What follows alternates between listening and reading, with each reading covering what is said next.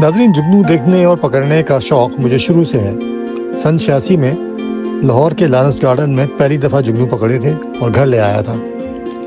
और आज 41 साल के बाद शिकागो में ये मौका दोबारा मिला है। जुगनू हमें सिखाता है कि चाहे हालात कैसे भी हों, खान जैसे इंसानों की तरह अंदर रोशनी हो तो रास्ता ज़रूर मिलता है। जुगनू की ये बात बड़ी हौसला देती है कि मुश्किल वक्त में भी उम्मीद और रोशनी फैलाना मुमकिन है।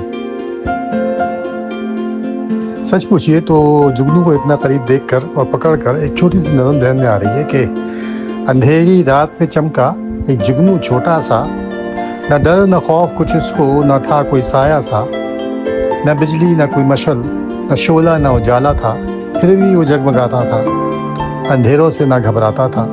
कहने लगा वो नरमी से, चिराग खुद जलाना है, जो रास्ता औरों को दे वही सच्चा फसाना है। न सोना हूँ न हीरे सा, न तख्तों का मैं राजा हूँ, मगर हिम्मत है दिल में बस इसी से जगमगाता हूँ।